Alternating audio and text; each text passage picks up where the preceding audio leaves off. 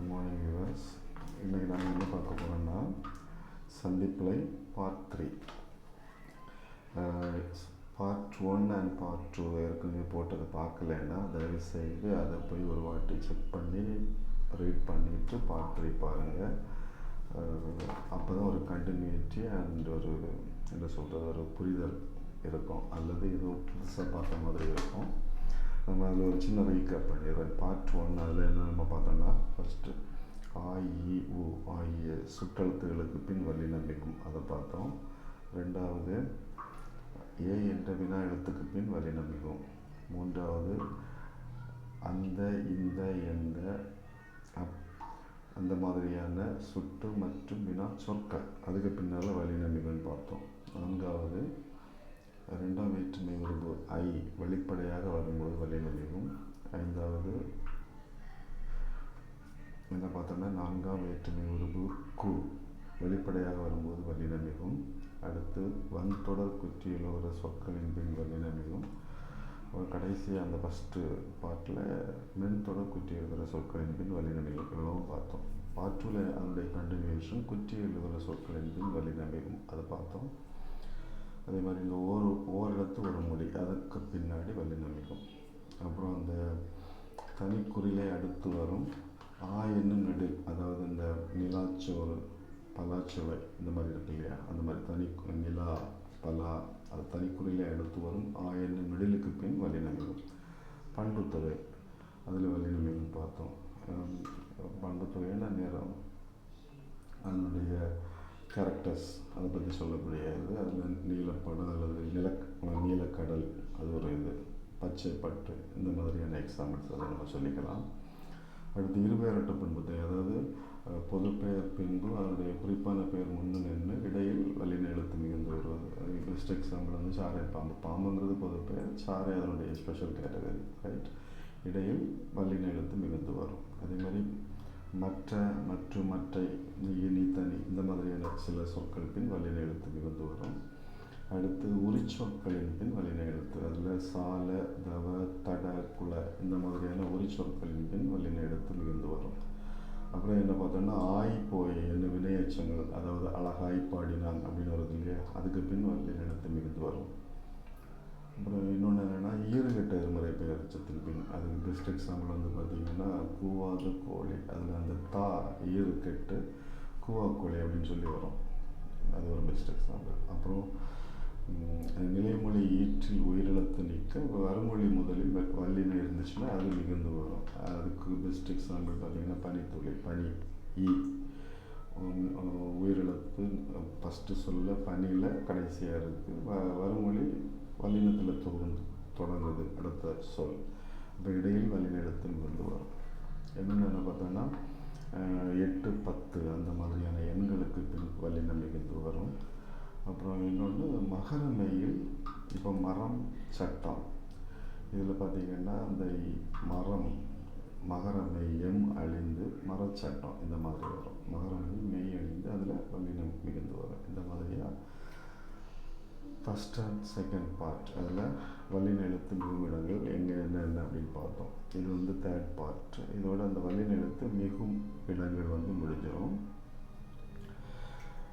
First பார்த்திங்கன்னா ஆண்டு ஈண்டு யாண்டு அவ்வகை இவ்வகை எவ்வகை அத்துணை இத்துணை எத்துணை இந்த மாதிரியான சொற்கள் பின் வல்லினம் மிகும். ஏற்கனவே சொன்ன மாதிரி இந்த எக்ஸாம்பிள்ஸ் ரீட் பண்ணும் பொழுது தயவுசெய்து ஆண்டு சென்றேன், ஈண்டு கேள், யாண்டு சென்றான், அவ்வகை காடு, இவ்வகை தோப்பு, எவ்வகை பெயர், அத்துணை பெரிய, இத்துணை சிறிய, எத்துணை கொடிய இந்த மாதிரி அந்த வல்லின சொற்களுக்கு அழுத்தம் கொடுத்து ரீட் பண்ணி பழகுங்க. அப்போ வந்து அது ஈஸியாக மெமரைஸ் ஆகிடும், உங்களுக்கு புரிதல் நல்லா இருக்கும். ஆண்டு ஈண்டு ஆண்டு இதெல்லாமே வந்து பார்த்திங்கன்னா சொற்கள் வந்து மென்தொடர் இடைச்சொற்கள் குற்றியில் ஒரு இடைச்சொற்களாக வரும்போது அவற்றின் பின் வல்லின எழுத்து மிகும், அதுக்கு எக்ஸாம்பிள். அதே மாதிரி அத்துணை இத்துணை எத்துணை இவை வந்து பார்த்திங்கன்னா சுட்டு மற்றும் வினாடியாக தோன்றி அவ்வகை இவ்வகை அவ்வகை இதெல்லாம் சுட்டு மற்றும் வினாடியாக தோன்றி நிலைமொழியாக வரும் பொழுது வருமொழி முதல் எழுத்து வல்லினமாக இருந்தால் அதில் அந்த வல்லின எழுத்து மிகுந்து வரும். அவ்வளோதான் ஞாபகம் வச்சுக்க வேண்டியது. ஆண்டு ஈண்டு யாண்டு அவ்வகை அவ்வகை இவ்வகை எவ்வகை அத்துணை இத்துணை எத்துணை இந்த மாதிரியான சொற்கள் பின் வல்லினத்து மிகுந்து வரும். சரியா? அடுத்து வந்து பார்த்திங்கன்னா ரெண்டாம் வேற்றுமை உருபும் பயனும் உடன் தொக்கு தொகையில் வல்லினம் பெறும். நம்ம ஃபஸ்ட்டு பார்ட்டில் என்ன பார்த்தோன்னா ரெண்டாம் வேற்றுமை உருபு ஐ வெளிப்படையாக வரும்போது வல்லினம் மிகுன்னு சொல்லி பார்த்தோம். அப்போ ஆப்வியஸ்லி ரெண்டாம் வேற்றுமை உருவு ஐ மறைந்து வந்தால் வல்லினம் மிகாது, அவ்வளோதான். ஆனால் ரெண்டாம் வேற்றுமை உருவும் பயனும் மறைந்து வந்தால் வல்லினம் மிகும். அதான் நம்ம இப்போ பார்க்க போகிறோம். இப்போ பாடம் படித்தான், அதனுடைய பொருள் அல்லது எக்ஸ்பான்ஷன் பார்த்திங்கன்னா பாடத்தை படித்தான். ஆனால் இதில் ஐ மாத்திரம்தான் மறைந்து வருது. ஆனால் பாட புத்தகம் எடுத்துக்கோங்களா, அதில் பாடத்தை உடைய புத்தகம், அதில் ஐ பாடத்தை, அதில் ஐ மறையுது. உடைய அதில் வந்து அதனுடைய பயனும் மறைந்து, இந்த மாதிரியாக ஒருபுடன் பயனும் மறைந்து வந்தால் அதில் வந்து வல்லினம் மிகும். இன்னொரு எக்ஸாம்பிள் பணப்பை கொடுத்துருக்கு. பணத்தை கொண்ட, அதோட எக்ஸ்பிரஷன் பணத்தை கொண்ட பை. இதில் பார்த்திங்கன்னா ஐ உருவும் கொண்ட என்ற பொருளும் சேர்ந்து மறைந்து தொக்கி வருவதால் இதில் வல்லினம் மிகும். அப்போ ரெண்டாம் வேற்றுமை உருபு ஐ வெளிப்படையாக வந்தாலும் வல்லினம் மிகும். அதுக்கு எக்ஸாம்பிள் பாடத்தை படித்தான், அதில் பார்த்திங்கன்னா ஐ வெளிப்படையாக வந்துடுச்சு, ஆட்டோமேட்டிக்காக வல்லினம் மிகுந்துடும். பாடம் படித்தான், என்னுடைய எக்ஸ்பென்ஷன் பாடத்தை படித்தான். ஆனால் பாடம் படித்தான்ல இதில் ஐ மாத்திரம்தான் மறைஞ்சு வருது. அதனால் பாடம் இப்போ படித்தான் அப்படின்னு எல்லாம் போடக்கூடாது. சரியா? பாட புத்தகம் பார்த்திங்கன்னா பாடத்தை உடைய புத்தகம், பணப்பை பணத்தை கொண்ட பை, இது ரெண்டுலேயுமே உருவும் பயனும் தொக்கி வருவதனால வல்லினம் மிகும். அதே மாதிரி தான் மூன்றாம் வேற்றுமை. மூன்றாம் வேற்றுமை உருவு பார்த்திங்கன்னா ஆல் ஆண் ஓடு, இந்த மாதிரியா உடன், ஆல் ஆண் ஓடு உடன், இதெல்லாமே மூன்றாம் வேற்றுமை உருவுகள். இதுலேயும் மூன்றாம் வேற்றுமை உருவும் பயனும் தொக்கி வந்தால் வல்லினம் மிகும். எக்ஸாம்பிள் பார்த்திங்கன்னா மரப்பெட்டி, இது ரெண்டும் சேரும்போது மரத்தால் ஆன பெட்டி அந்த மாதிரி சொல்லலாம். அதான் மரப்பெட்டி, மரத்தால் செய்யப்பட்ட பெட்டி அல்ல மரத்தால் ஆன பெட்டி. இரும்புச்சாவி, இரும்பினால் செய்யப்பட்ட பெட்டி அல்லது இரும்புச்சாவி. அதனால் மரப்பெட்டி வரும்போது இடையில மிகுந்து வரும். அதே மாதிரி இரும்புச்சாவி வரும்போது இடையில மிகுந்து வருது. மூன்றாம் வேற்றுமை உருவும் பயனும் தொக்கி வரும் தொடர்களில் வல்லினம் மிகும். சரியா? இன்னொன்று வெள்ளி கவசம், வெள்ளியால் செய்யப்பட்ட கவசம். அப்போ வெள்ளி இ ப்ளஸ் வெள்ளி ஆள், அந்த மாதிரி ஆள் அதில் மறைந்து வருது, ப்ளஸ் அதனுடைய பயன் செய்யப்பட்ட, இது ரெண்டும் மறைந்து வரதுனால மூன்றாம் வேற்றுமை உருவும் பயனும் உடன் தொக்கு தொகையில் வல்லினம் மிகும். அதே மாதிரி தான் நான்காம் வேற்றுமை உருவும் பயனும். நான்காம் வேற்றுமை ஏற்கனவே நம்ம கு வெளிப்படையாக வந்தால் வல்லினம் மிகுன்னு பார்த்தோம். மறைந்து வந்தால் அப்போ வல்லினம் மிகாது. நான்காம் வேற்றுமை உருவு கு மறைந்து வந்தால் வல்லினம் மிகாது. ஆனால் அதில் உருவும் பயனும் மறைந்து வந்தால் வல்லினம் மிகும். அதான் அதுக்கு எக்ஸாம்பிள் பார்த்திங்கன்னா கோழி தீவனம், அது எக்ஸ்பென்ஷன் கோழிக்கு இடும் தீவனம். இதில் கோழிக்கு அதில் கு வருது மறைந்து, இடும் அதனுடைய இது பயன், அடுத்து தீவனம். குழந்தைப்பால் பார்த்திங்கன்னா குழந்தைக்கு ஊட்டும் பால். இது எல்லாத்துலேயுமே இன்னொன்று மாட்டுத் தொழுவம், மாட்டுக்கு கட்டும் தொழுவம். இது 3 எக்ஸாம்பிளையும் பார்த்திங்கன்னா அந்த கு மறைந்து வந்திருக்கு. அதே மாதிரி அதனுடைய பொருள், அது என்ன செய்யப்படுது, அது மறைந்து வந்திருக்கு. இந்த மாதிரி உருவும் பயனும் மறைந்து வந்தால் அதில் வல்லெழுத்து மிகும். ஆனால் நான்காம் வேற்றுமையில் கு வெளிப்படையாக வந்தாலும் வல்லினம் மிகும். அது நம்ம முதல் இதிலேயே பார்த்தோம். ஊருக்கு சென்றான், அதில் ஊருக்கு சென்றான், அதில் பார்த்திங்கன்னா கு வெளிப்படையாக வருது. அதனால் அந்த ஈச்சு ஆட்டோமேட்டிக்காக மிகுந்து வந்துடும். அடுத்து வந்து பார்த்திங்கன்னா ஆனால் நான்காம் வேற்றுமை உருவு மாத்திரம் மறைந்து வந்தால் வல்லினம் மிகாது. அதுக்கு ஒரு எக்ஸாம்பிள் குழந்தைப்பால். குழந்தைப்பால் அதாவது குழந்தைக்கு கொடுக்கும் பால் அப்படின்னு நம்ம சொல்லலாம். குழந்தைக்கு ஊட்டும் பால், குழந்தைப்பால் கிடையாது, இதில் ரெண்டு மறைந்து வந்திருக்கு. இன்னொரு எக்ஸாம்பிள் பார்த்திங்கன்னா வீடு சென்றான், அதுதான் நான் சொல்ல வந்தது, வீடு சென்றான். இதில் வந்து பார்த்திங்கன்னா வீட்டுக்கு சென்றான், அதுதான் அதனுடைய பொருள். ஆனால் வீட்டுக்கு சென்றான் கு மாத்திரம்தான், அதாவது உருவு மாத்திரம்தான் மறைந்து வந்திருக்கு. இதில் அதனுடைய பொருள் மறைந்து வரவில்லை. அதனால் இதில் அந்த வல்லினம் வந்து மிகாது. வீடு சென்றான், அவ்வளோதான். வீடு ஈச் சென்றான், அந்த மாதிரி என்ன செய்யாது, வராது. ரைட். அடுத்து வந்து பார்த்திங்கன்னா ஐந்தாம் வேற்றுமை உருவம், அதுவும் இதே கான்செப்ட் தான். ஐந்தாம் வேற்றுமை உருவம் நமக்கு இல் இன் இதெல்லாமே ஐந்தாம் வேற்றுமை உருவம். இதுலேயும் உருபும் பயனும் மறைந்து வந்தால் தொக்கி வந்தால் வல்லினம் மிகும். எடுத்துக்காட்டு கொடுத்துருங்க. அடுப்பு புகை. அடுப்பில் இருந்து வரும் புகை. பழச்சாறு. பழத்தில் நின்று பிழியும் சாறு. மலையிலிருந்து வந்த கள்ளன். மலைப்பாம்பு. மலையில் இருக்கும் பாம்பு அப்படின்னு வச்சுக்கலாம். இது எல்லாத்துலேயுமே உருவும் பயனும் மறைந்து வருது. அதனால அந்த அடுப்பு புகையில் இப்பு சேர்ந்து வருது. பழச்சாறில் இச்சு சேர்ந்து வருது. மலை கல்லனில் இக்கு. மலை பாம்பில் இப்பு சேர்ந்து வருது. ரைட். ஆனால் இந்த ஆறாம் வேற்றுமை அதில் பார்த்திங்கன்னா ஒரு சின்ன வித்தியாசம் இருக்குது. ஆறாம் வேற்றுமை தொகை. ஆறாம் வேற்றுமை என்னென்னா அது அல்லது என்னுடையது. இது ஆறாம் வேற்றுமையுடைய உருபுகள். இதில் மறைந்து வந்தால் வல்லினம் மிகும். ஆனால் இன்னொரு கண்டிஷன், வேற்றுமை தொகை மறைந்து வந்தால் வல்லினம் மிகும். கண்டிஷன் என்னென்னா கண்டிப்பாக அந்த நிலைமொழி அகரணையாக இருக்கணும். அதாவது இந்த மரம், பொருள், விலங்குகள் இதை பற்றி சொல்கிறதா இருக்கணும். அது உயர்த்துணையாக இருக்கக்கூடாது. ரைட். மனிதர்கள், தேவர்கள் இவங்களை பற்றி சொல்கிறதா இருக்கக்கூடாது. எக்ஸாம்பிள் பார்த்தீங்கன்னா புரியும். புலிக்குட்டி இடையில் வல்லினம் மிகுந்து வருது இக்கு. ஏன்னா புலியினது குட்டி அல்லது புலியது குட்டின்னு சொல்லலாம். குதிரையது கால். கிளியது கூண்டு அல்லது கிளியினுடையது கூண்டு. யானையினுடையது தந்தம். இப்படி ஏதாவது நம்ம வச்சுக்கலாம். ஆனால் இதில் என்னென்னா நீங்கள் பார்க்க வேண்டியது இந்த அஃறிணை ஆக இருந்த அந்த புலி, குதிரை, கிளி, யானை இதெல்லாமே அஃறிணை. ரைட். உயர்திணை கிடையாது. இது மனிதர்கள், தேவர்கள் அதில் வந்தாச்சுன்னா கண்டிப்பாக மிகாது. அதுக்கு 2 எக்ஸாம்பிள் கொடுத்துருக்கேன் பாருங்கள். தம்பி கை. தம்பியது கைன்னு வச்சுக்கலாம். நங்கையது கணவன். ஆனால் இந்த 2 இடத்துலையும் வல்லினம் மிகலை. ஏன்னா இது உயர்திணை. அதனால் அந்த இடத்துல மிகக்கூடாது. இது ரூல்ஸ். எக்ஸாம்பிள் இதை கொஞ்சம் உங்களை குழப்பறதுக்காக வேண்டி கேட்கல, ஞாபகம் வச்சுக்கோங்க. ஆறாம் வேற்றுமை தொகைன்னு வந்தாச்சுனால நீங்கள் ஞாபகம் வச்சுக்க வேண்டியது அதில் நிலைமொழி அகரணையாக இருக்கணும். அந்த ஆறாம் வேற்றுமை உருவு மறைந்து தொக்கி வரணும். அதே மாதிரி அதை பார்க்கும்போது ஒரு ஃபீலிங் வரும். என்னென்னா ஒரு உரிமை சொல்ல இருக்கும். புலியினது குட்டி. உரிமை பொருளில் வரும். இது இம்பார்ட்டன்ட் திங். இதை அவங்க கன்ஃபியூஸ் பண்ணுற மாதிரி கேட்பாங்க. லைக் உயர்திணையை அதில் சேர்த்துருவாங்க. அதுக்கு தான் நான் சொன்னேன் உயர்திணைன்னா வல்லினம் மிகாது. தம்பி என்னுடைய கை, தம்பியது கை அல்லது நங்கையது கணவன் அந்த மாதிரி இடங்களில் வல்லினம் மிகாது. அது ஞாபகம் வச்சுக்கோங்க. சரியா? அடுத்து பார்த்திங்கன்னா ஏழாம் வேற்றுமை. ஏழாம் வேற்றுமை தொகை உறுப்புகள் என்னென்னா இல், கண், உள், மேல், கீழ் இது போன்ற உறுப்புகள் இதுலேயே மறைந்து வருதல். நம்ம நிலைமொழிக்கு மறைந்து வந்தாலே நிலைமொழிக்கும் வரமொழிக்கும் இடையே வல்லினம் மிகுந்து வரும். எடுத்துக்காட்டு நம்ம அதை போட்டிருக்கோம் பாருங்கள். குடியில் பிறந்தார்னு வைக்கலாம். அல்லது குடியின் கண் பிறந்தார்னு சொல்லலாம். அல்லது மலை மேல் உள்ள பாம்பு அல்லது மலையின் கண் உள்ள பாம்பு. இந்த மாதிரி நம்ம என்ன வேணுமோ வச்சுக்கலாம். ஆனால் அதில் பார்த்திங்கன்னா குடி இப்போ இருந்தால் 2க்கும் இடையில் இப்போ வல்லினம் மிகுந்து வருது. ஏழாம் வேற்றுமை தொகை இல், கண், உள், மேல், கீழ் போன்ற உறுப்புகள் மறைந்து வந்தால் நிலைமொழிக்கும் வறுமொழிக்கும் முதலெழுத்து வல்லினமாக இருந்தால் கண்டிப்பாக வல்லினம் மிகும். அதுதான் இதனுடைய அர்த்தம்.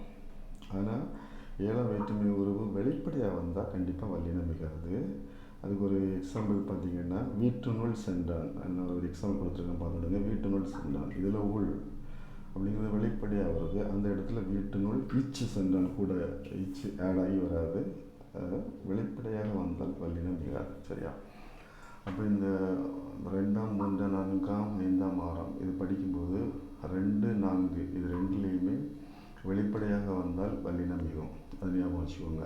2ஆம் வேற்றுமை உருவு ஐ அல்லது 4ஆம் வேற்றுமை உருவு கு வெளிப்படையாக வந்தால் வல்லினம் மிகும்.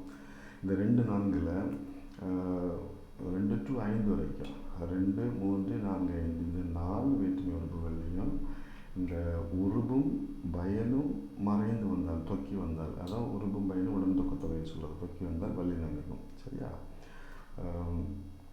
அந்த 2ஆம் வேற்றுமை 4ஆம் வேற்றுமையில் பார்த்திங்கன்னா உருவு மாத்திரம் மறைந்து வந்தால் வல்லினம் மிகாது. அதே மாதிரி 6ஆம் வேற்றுமையில் உருவு மறைந்து வரணும் ப்ளஸ் 2 கண்டிஷன். என்னென்னா அது முதல் சொல் அல்லது அதனுடைய நிலை சொல் எப்படி இருக்கணும். முதல் சொல் எப்படின்னா அகரணையாக இருக்கணும், உயர்திணையாக இருக்கக்கூடாது. 2வது அது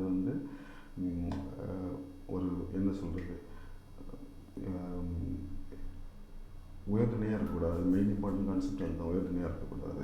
அது 7ஆம் வேற்றுமையில் என்ன சொல்கிறது, இந்த உறுப்புகள் மறைந்து வரணும், நிலைமொழிக்கு வரமொழிக்கு இடையில் வல்லினம். 7ஆம் வேற்றுமையில் உறுப்புகள் மறைந்து வந்தாலே போதும். ஆனால் வெளிப்படையாக வந்தால் அப்போ வல்லினம் மிகாது. சரியா? டிஃபரன்ஷியேட் பண்ணி லைட்டாக செக் பண்ணி பார்த்துக்கோங்க. ஏன்னா ஒரு 2-3 வாட்டி இந்த கான்செப்டை திரும்ப திரும்ப நீங்கள் மெமரைஸ் பண்ணிங்கன்னா இதில் எந்த டவுட்ஸும் வராமல் உங்களுக்கு அது புரியும். சரியா? அடுத்து வந்து பார்த்திங்கன்னா அகர இகர எகர மெய்யற்று வினையச்சத்தின் வினை, அதாவது இந்த ஈல முடியும் இல்லையா, அந்த மாதிரியான சொல் முதல்ல இருக்கும் பொழுது ஃபார் எக்ஸாம்பிள் பாருங்கள், அப்போ புரியும். ஆட சொன்னார், இதில் அதில் முடியுது. அடுத்து ஓடி சென்றான், ஓடி ஈல முடியுது. அடுத்து வந்து பார்த்திங்கன்னா தேடி, அதுவும் ஈழ முடியுது. அடுத்து வந்து வருவதாய் கூறினார், இது வந்து வருவதாய் ஈ எகர. இன்னொன்று வந்து பார்த்திங்கன்னா விரைவாய்ப்போ, இதுலேயே எகர. இப்போ அந்த மாதிரி ஃபஸ்ட்டு சொல்ல அகர இகர எகர மெய்யீற்று வினையச்சத்தின் வல்லினம் மிகும். அதனால் இந்த 2 சொல்லும் சேரும்போது வல்லினம். மெய்யீற்று வினையச்சம் அப்படின்னா மெய்யெழுத்து இறுதி எழுத்தாக அமையணும், முற்று பெறாமல் இருக்கணும். வினை முற்று பெறாமல் இருப்பது மெய்யீற்று வினையச்சம். மெய் இறுதி எழுத்தாக அமைந்து ஒரு வினை முற்று பெறாமல் இருப்பது வந்து மெய்யீற்று வினையச்சம். இதில் எக்ஸாம்பிள்ஸ் பார்த்தீங்கன்னாலே உங்களுக்கு புரிஞ்சிடும். ரைட்? அடுத்து வந்து பார்த்திங்கன்னா முன்னர் பின்னர் என்ன இடைச்சொற்களுக்கு பின். எக்ஸாம்பிள் வாசிங்க, அதிலே புரியும். முன்னர் கண்டோம், இது 2 சேரும்போது முன்னர் கண்டோம். பின்னர் காண்போம், இது 2 சேரும்போது பின்னர் காண்போம். சரியா? அடுத்து அண்டி இன்றி என்னும் இகர ஈற்று வினையச்சொல். ஆல்ரெடி அந்த இதோட சேர்த்து படிச்சிருக்கலாம், ஸ்டில் இது கொஞ்சம் கான்சன்ட்ரேஷன் பண்ணி படிக்கணும். அதில் தனியாக போட்டுருக்குறாங்க.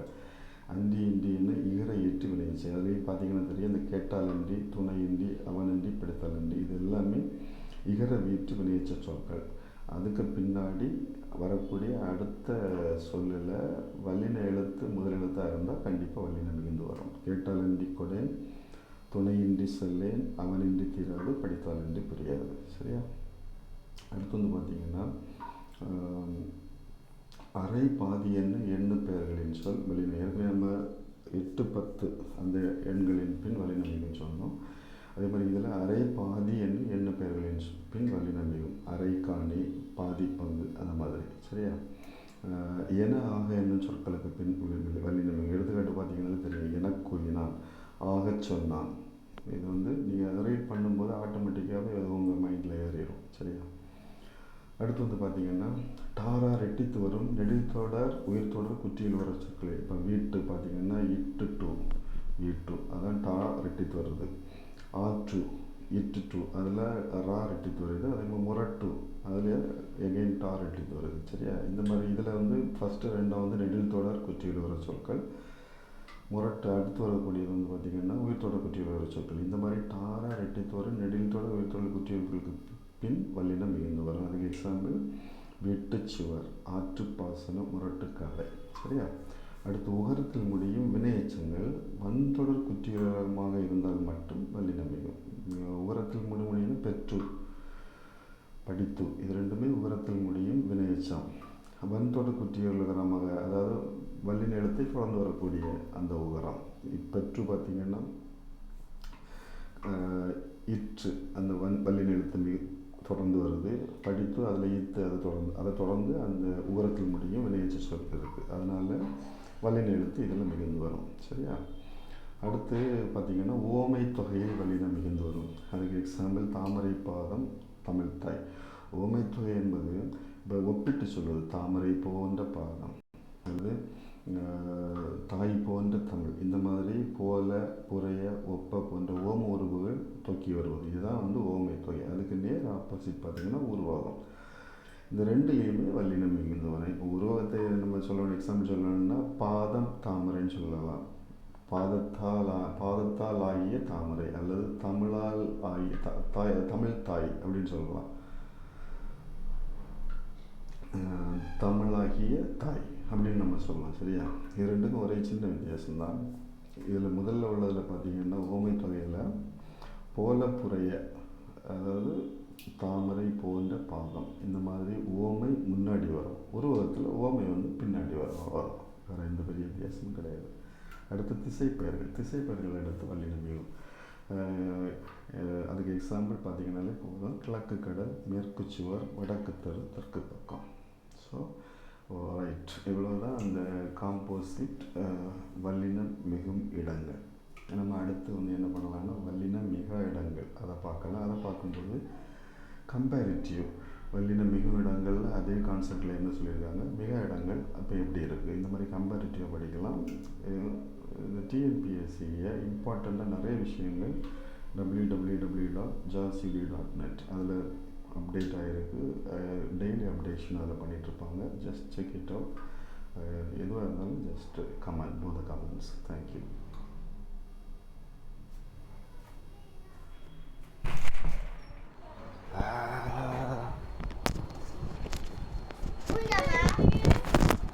சும்மா ஒன்றாவது பண்ணி போடுவோம். இங்கே பண்ண முடியல, இன்னைக்கு கரண்ட்டும் இல்லை பகல.